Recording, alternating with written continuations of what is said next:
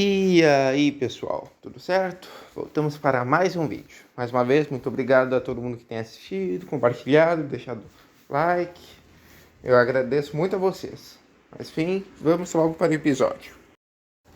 O episódio começa surpreendentemente em outro lugar. Em Malabar, na costa da Índia, onde a gente acaba vendo que o Marajá acabou convertendo o palácio dele em uma estação de energia solar para o povo dele como um presente. E mais surpreendente que isso é que não tem nenhum técnico nem nada, ele sozinho tá tomando conta de tudo. Bom, até os Decepticons aparecerem de novo. Mais uma vez nós estamos tendo a mesma premissa.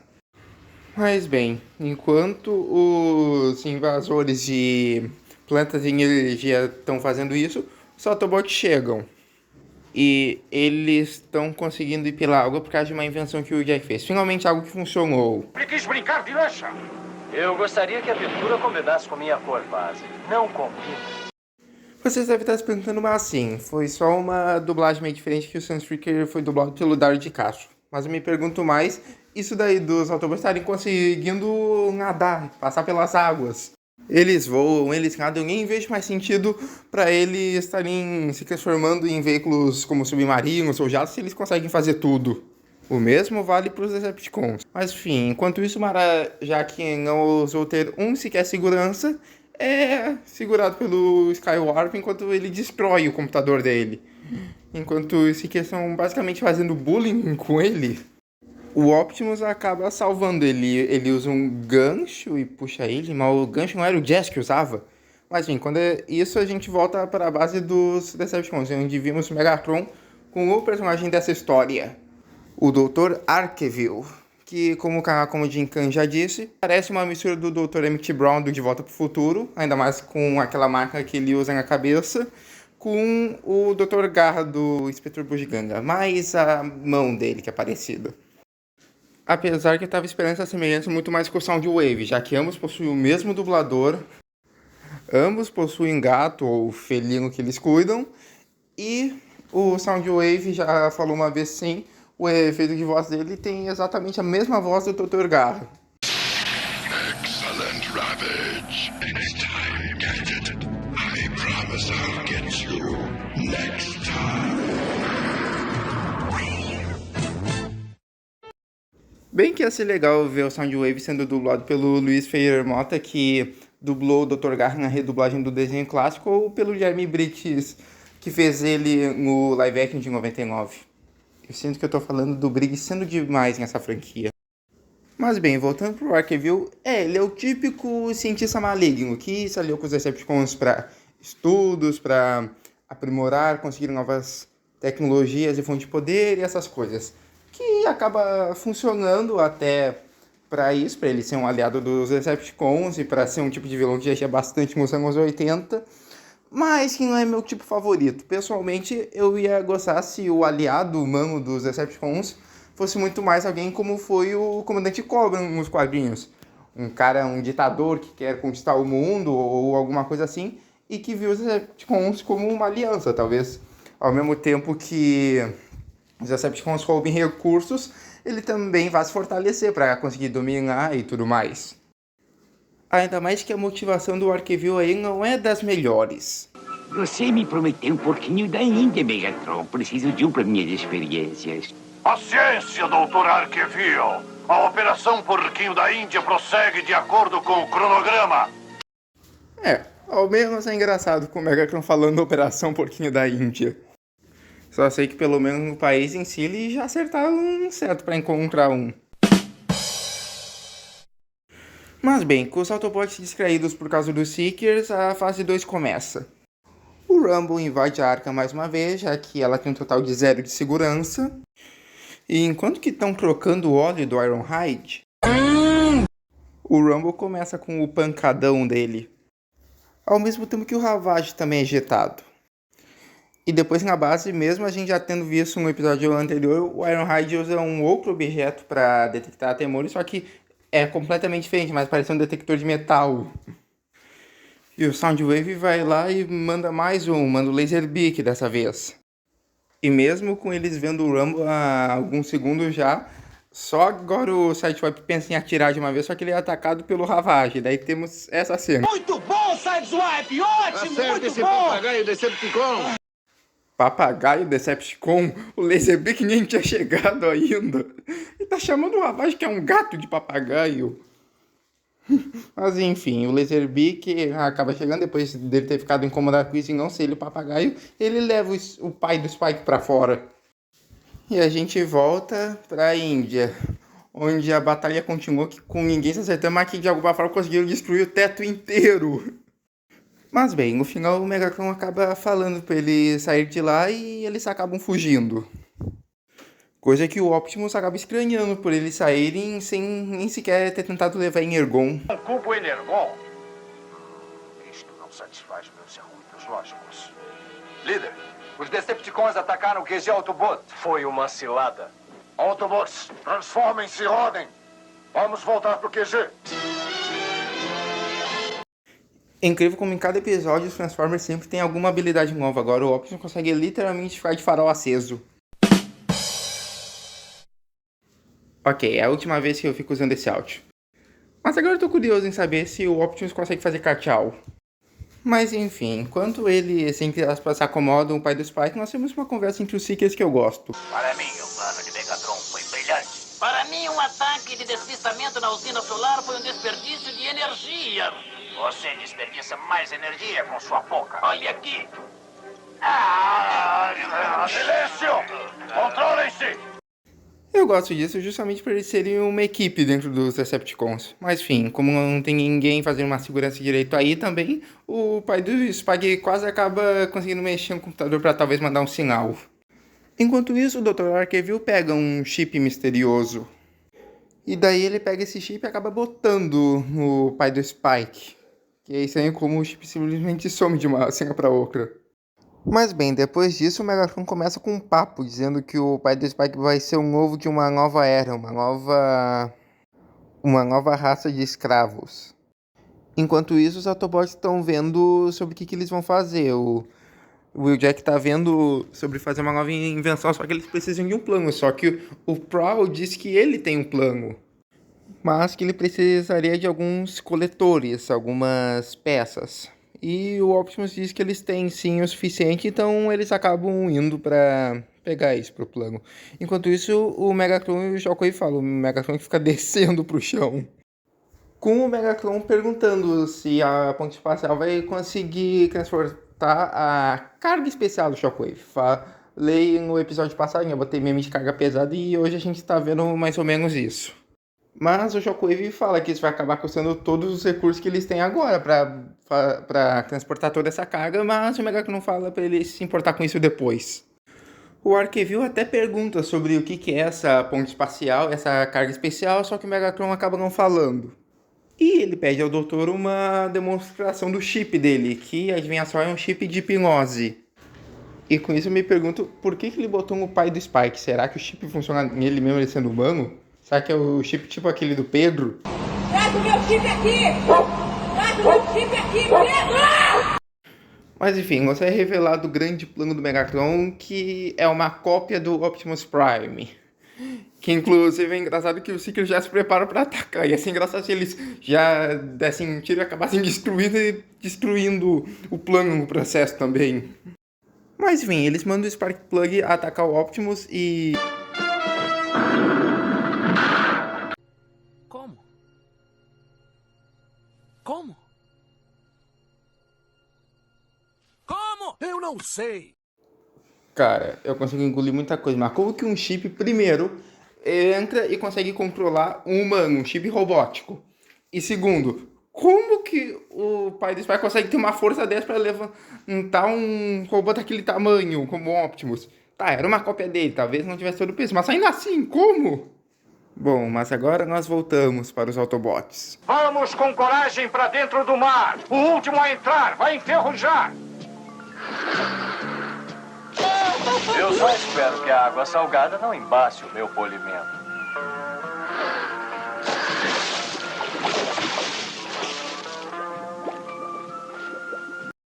Mas basicamente eles estão querendo chegar até o cruzador dos Decepticons que tá no mar.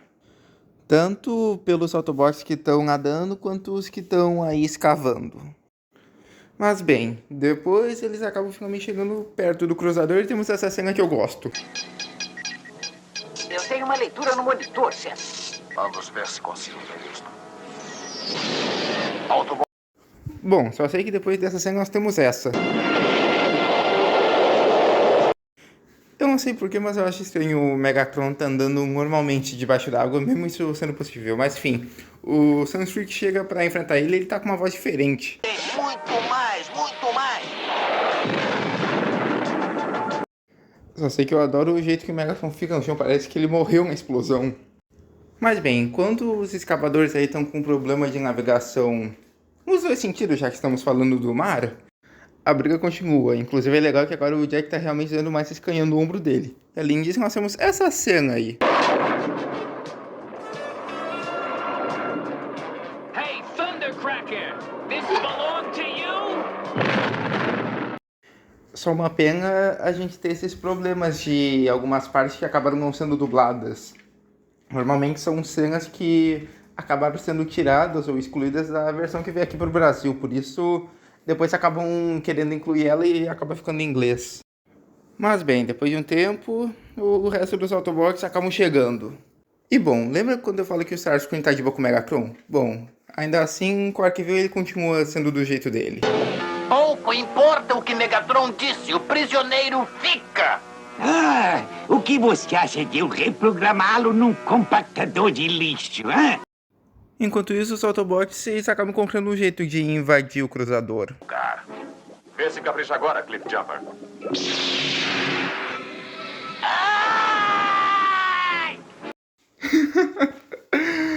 Eu vejo personagens tendo gritos que viram icônicos, como o grito do Tom, do Pateta, mas esse grito do Starscream também vale bastante. De repente, uso como efeito sonoro para vídeo. Mas bem, no final das contas, eles acabam inundando o local e ainda levam o pai do Spike junto. Eles nem se transformam, só levam ele no meio da água mesmo. Mas bem, o Starscream ele acaba voltando e fica preocupado com isso do pai do Spike ter sido levado, mas o Arquivio diz que já tem algo em mente. E voltando para a base dos Autobots, o Sunstreak muda de voz de novo. Será que dá pra ficar quieto, Sunstreak? Tenha cuidado com isso aí. Você vai deixar marcas nos meus protetores de selênio. Puxa vida, papai, mas que bom que o senhor voltou. Papai? Ora, não fale. Tem muito trabalho a ser feito. Quem mais precisa de reparo? Will Jack, tem alguma coisa errada com meu pai. Você tem razão, Spike. É, ele tá estranho mesmo, ele até incomoda o Ratchet que muda de voz, sendo dublado pelo Dario de Castro dessa vez. Ei, pare com isso. Minhas costas estão bem.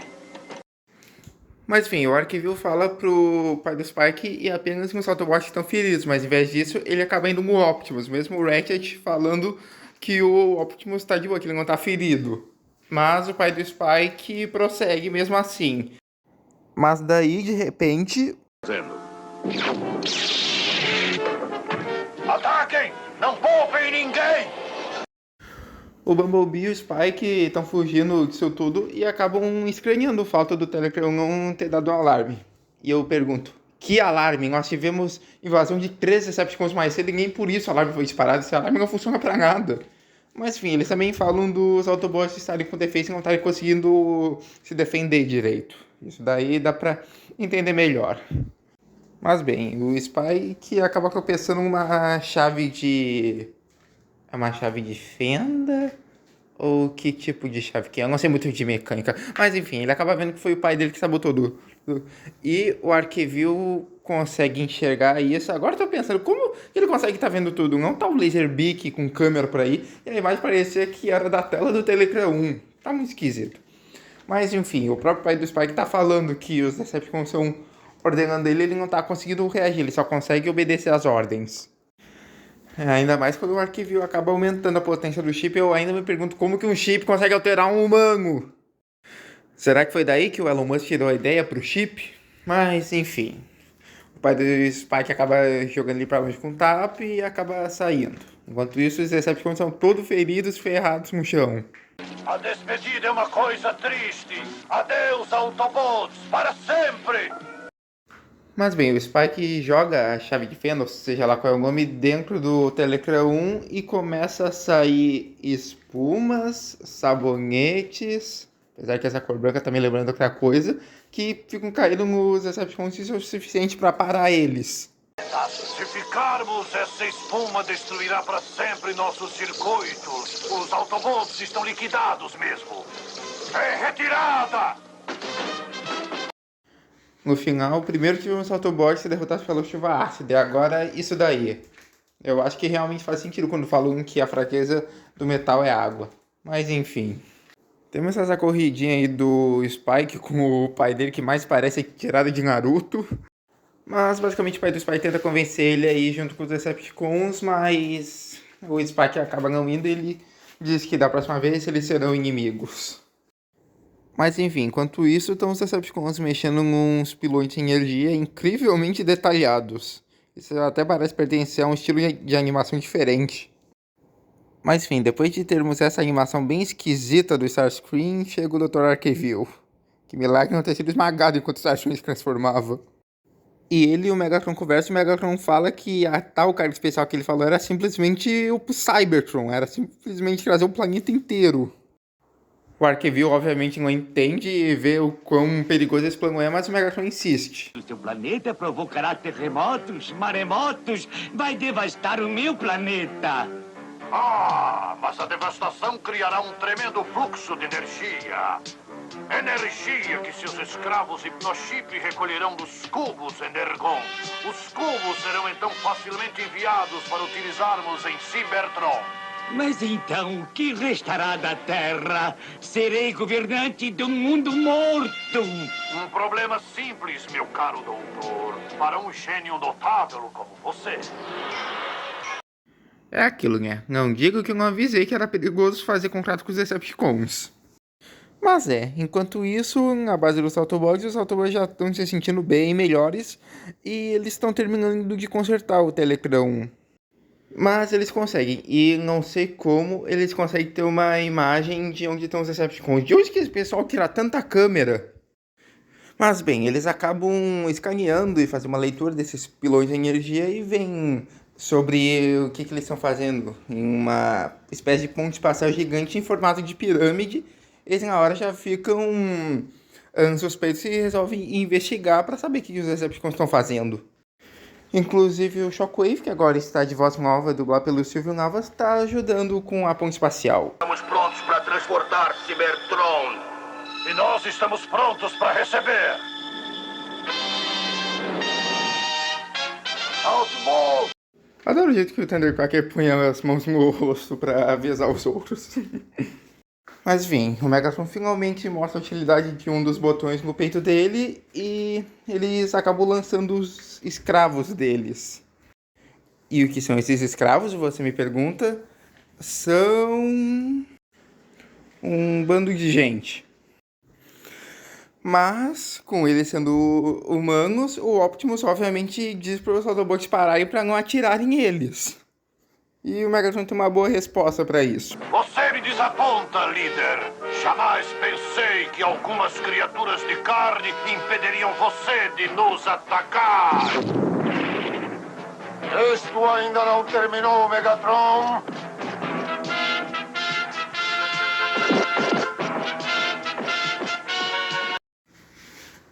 Mas bem, enquanto isso, o Arkeville manda os escravos atacarem os Autobots e eles pegam um monte de pedaço de pau, pedaço de madeira e simplesmente vão pra cima que em meio um bando de protestantes, de bardenheiros, sei lá. Os Autobots, ao invés de fazer como o Optimus e simplesmente passarem por cima e ignorarem, não. Eles ficam lá só recebendo porrada deles, apesar de não achar que tá doendo.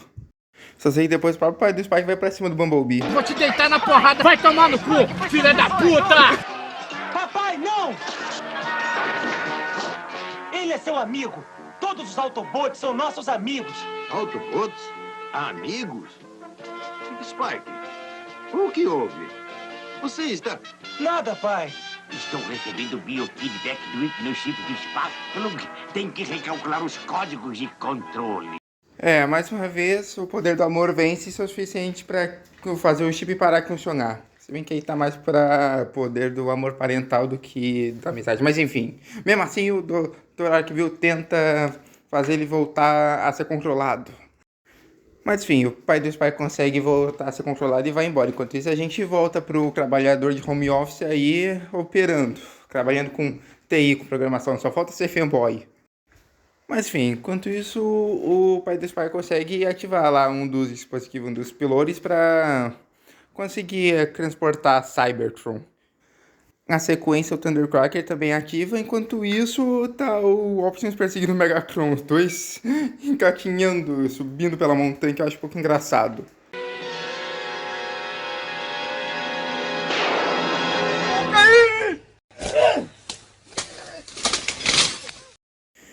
Mas bem, o Optimus continua perseguindo ele mesmo depois disso tudo, e eles acabam chegando no último dos pylores. Eu acho que eu tô falando a palavra de um jeito errado, mas enfim. Eles começam a lutar de novo, enquanto o Optimus tenta impedir ele.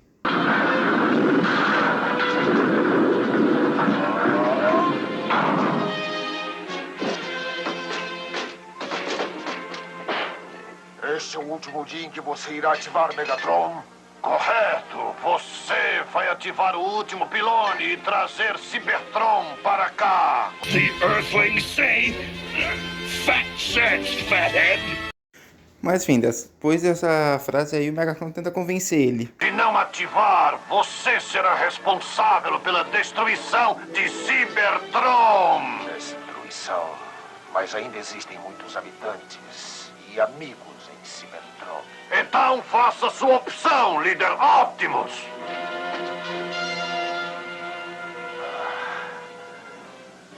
Está bem, Megatron.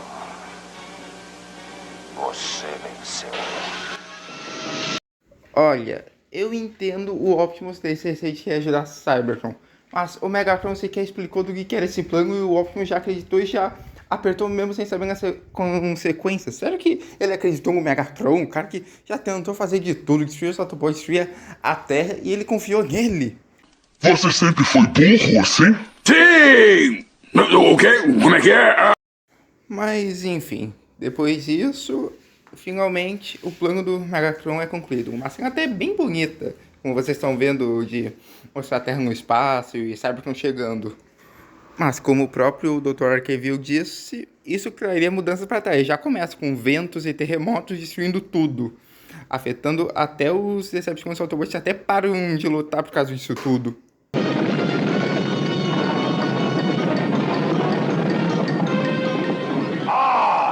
Isto é apenas o princípio. A magnífica energia do Sol da Terra será minha. Eu venci. Será que eu salvei Cybertron e acabei destruindo a Terra? Será, Optimus? Mas bem, é assim que o episódio acabou.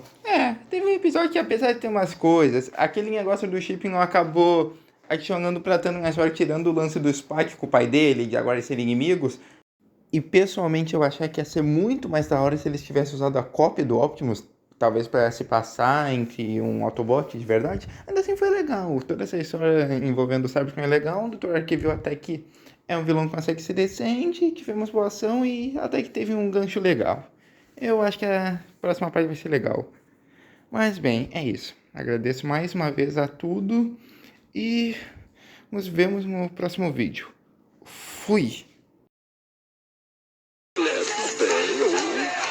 Meus mamilos vão me explodir.